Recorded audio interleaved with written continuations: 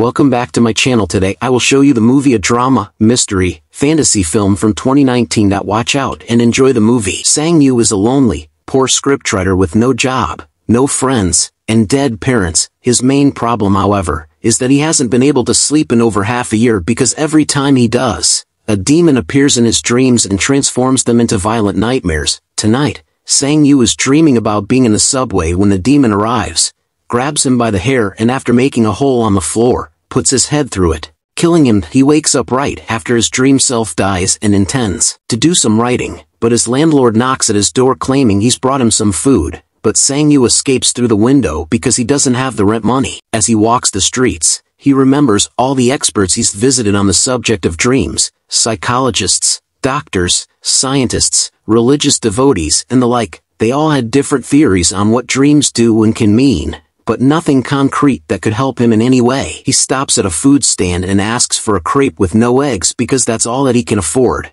but the crepe man adds an egg anyway as a free treat. While he waits for his meal to be done, he watches the cafe across the street where Hua, the girl he has a crush on, works. He met her years ago when he was hanging out at a bar with some friends, and she was there playing with her band. Her singing voice was beautiful, and he has been thinking about her since then. Once his crepe is ready, Sang Yu sits down to enjoy it, but he's suddenly startled by Sanji, his manager. Sang Yu starts running away and drops his crepe on the way, but he's too weak to go too far, and Sanji eventually catches him. He takes him to a restaurant where he makes him watch as he eats, scolding him for not respecting his contract and not handing in a script in time. Sang Yu tries to explain his insomnia doesn't allow him to concentrate and write, but Sanji doesn't listen and demands for the script to be done in 10 days. Afterward, Sang Yu returns to his apartment only to find it locked and all his stuff in the hallway. His landlord has finally kicked him out. He goes to a cafe to see if he can get some writing done there, but he's too hungry to think and he ends up falling asleep.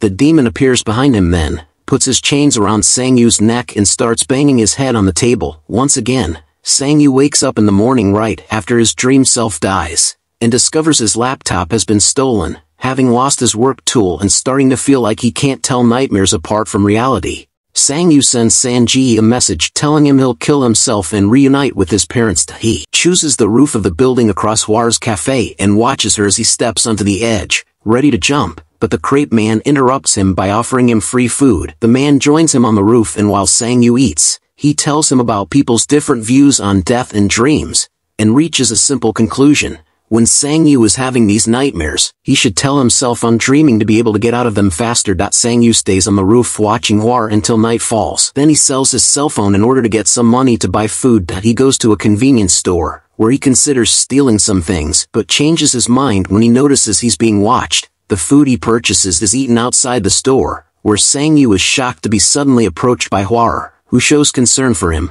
This is too good to be true, and Sang Yu quickly sees why. Hua is actually the demon, who starts pushing him against the glass. This, to the store clerk, looks like Sang Yu is shaving some kind of panic attack. The demon picks up Sang Yu, and as he stabs him with his sword, he throws him through the window. Sang Yu holds onto the sword as he remembers the crepe man's advice and reminds himself that he's dreaming, which allows him to wake up right in the middle of being thrown. In real life, he's also flying through the shattered glass, and while he isn't stabbed, he mysteriously finds the demon's sword in his hands. He runs away before the ambulance the clerk called for arrives, and he stays at the park all night, examining the sword and making sure he isn't dreaming again. In the morning, he goes to the flea market to sell it, and all the buyers' eagerness to buy makes him realize he has something valuable in his hands. So instead, he decides to go to a pawn shop, where they pay him the sword's actual value, 20,000. Sang Yu wastes no time and starts spending it. He gets a new computer, eats at a nice restaurant,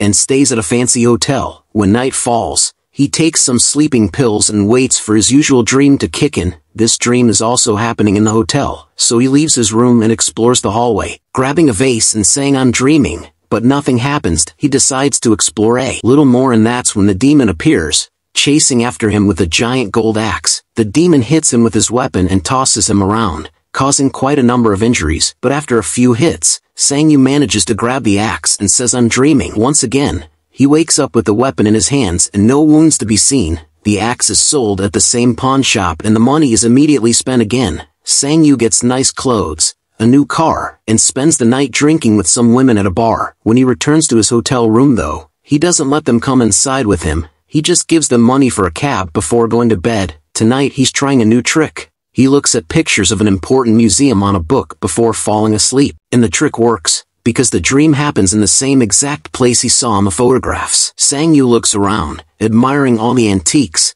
before sitting to wait for the demon to arrive. This time it arrives with a firearm, which goes against his plan. Sang-yu begins running and dodging the bullets, but eventually the demon catches up with him and kills him. Sang-yu wakes up in his hotel bedroom, but since he didn't manage to grab anything, he doesn't want to leave the job unfinished, so he swallows a sleeping pill. Back in the dream, he begins running again, and after dodging a couple of bullets with a particular exceptional jump, he grabs 2 antiques before saying I'm dreaming, and waking up. This time, Sang-yu takes the treasures to professional antique dealers that make business with rich collectors. He gets 2 million for them and some questions about his methods, but thankfully he manages to dodge them all. When he's leaving the shop, he's approached by an angry Sang-ji, who had thought he was dead. Sang-yu invites him to eat at a fancy restaurant and pays him back the money he had given him for the script, telling him he doesn't write anymore. The next day, he finally enters Hwa's cafe, and after ordering a latte, he asks her if she recognizes him, but she doesn't. He also asks her why she's selling the cafe, and she explains it's because she has no clients and the shop only creates debt. Later at night,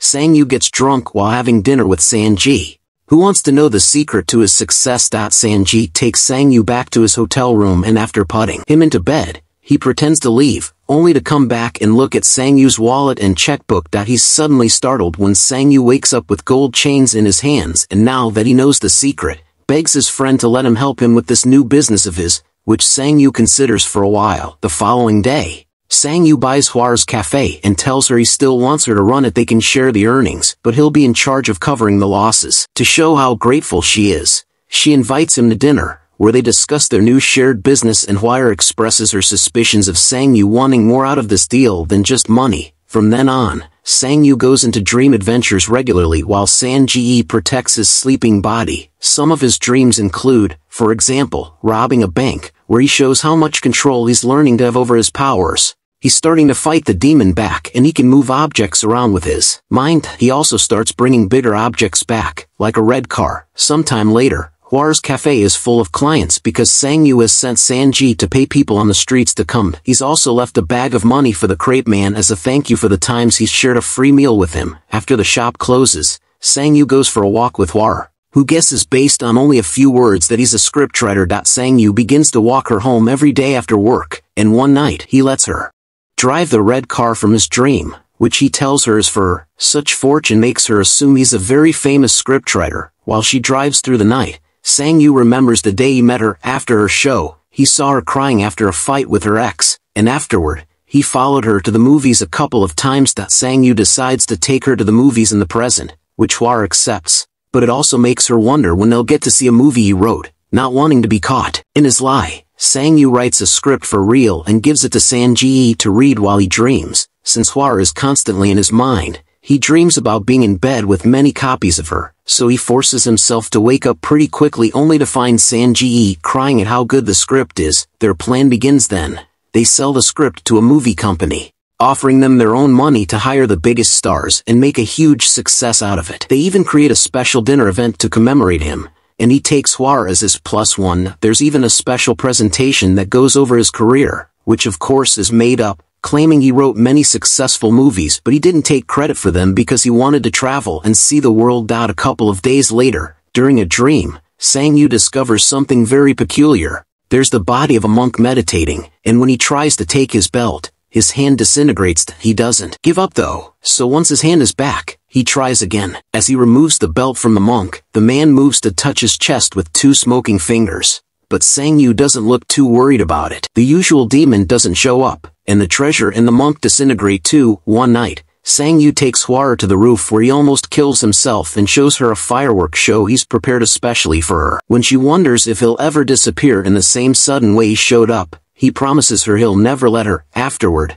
they go to her apartment, and while she refreshes herself in the bathroom, Sang-yu practices a possible confession. However, he finds himself having to leave because suddenly, there is something hitting him on the chest, and when he checks it in the mirror, he sees 2 smoking black lines on his skin. Once he makes it to his place, He ignores the party Sang-ji is having with a bunch of women and goes directly to bed. Sang-ji gets ready to collect tonight's treasure, but Sang-yu tells him it's not necessary. This time he's sleeping alone. The dream makes him appear in a tall, empty building with a mysterious figure waiting at the balcony. Sang-yu comes closer and discovers it's a version of his older self that is now disintegrating. When he wakes up, he discovers he has a new scar on his shoulder, and more scars show up as hours pass, all of them matching a spot where the demon had hurt him in previous dreams. The following morning, he goes to see the crepe man to see if he has any more advice, but when he's about to arrive at his destination, a van appears next to him and kidnaps him. When they finally remove the bag from his head,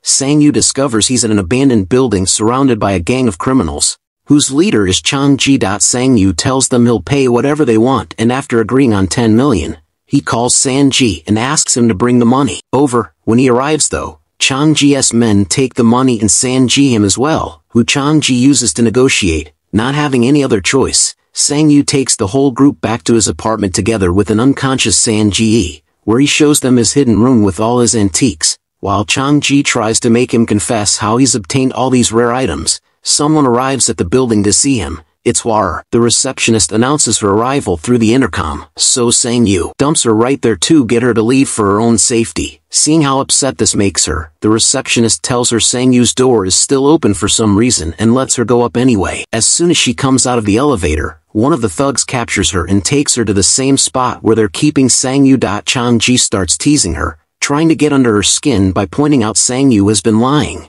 and this is received with disapproval from another one of his men, who thought they would only come to grab some money. As punishment for his indiscretion, Chang-ji puts on some golden knuckles and beats him up while Sang-ji secretly begins to wake up. When Qian-ji turns to Hua next, she kicks him in self-defense, and that's the chance that Sang-ji takes to jump in with a vase he uses to hit the man holding her down. Sang-yu bites the thug holding him and manages to escape, but not without getting stabbed first. The three of them run away while Chang-ji shoots the man he beat up, but it's hard to go far when Sang-yu can barely walk because of his wounds. The men catch up with them on the stairs and one of them manages to stab Sang-yu again, but Sang-ji sacrifices himself by staying behind and distracting the thugs while Sang-yu and Hua escape. Only one normal man isn't enough to go against two trained men though, so Sang-ji is beaten to death. One of the thugs manages to capture Sang-yu and Hua upstairs, beating them up and tossing them around without even caring that Sang-yu stabs his back with a dagger. The two of them pass out and Sang-yu suddenly finds himself in some mysterious ruins,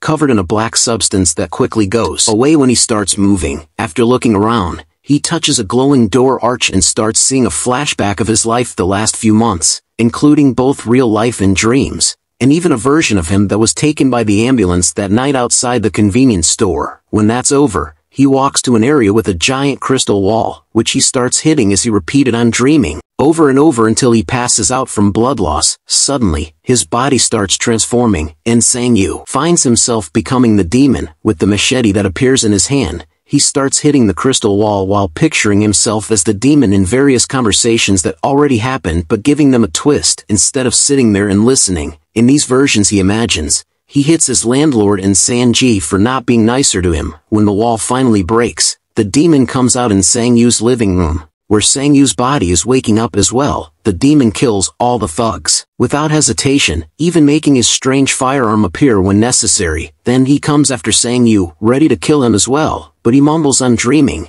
and all the antiques he's brought from dreams start disappearing, both in his apartment and in the rich people's collections. Sang-yu falls unconscious yet again, and when he wakes up, he finds himself all the way back on the night outside the convenience store. Hua finds him and remembers him from the concert, so she feels pity for him and takes him to her place to give her some real food. While he eats some noodle soup, she tells him she's read a story of his in a magazine and thinks it was very good. He just needs a bit of luck to make a breakthrough. Until then, she offers him to work at her cafe, which causes him to break down and start crying while it is revealed that all this time, Hua has always known he's been watching her. Sometime later, while they're working at the cafe, Hua gives Sang-yu a gift, a brand new laptop for him to write on. Afterward, Sang-yu meets with Sang-ji at a restaurant to give him back his money because he can't write a script on demand. He only wants to write what he wishes to write. Not only Sang-ji turns down the money, he gives him more in return, because he's managed to sell one of Sang-yu's old scripts to celebrate.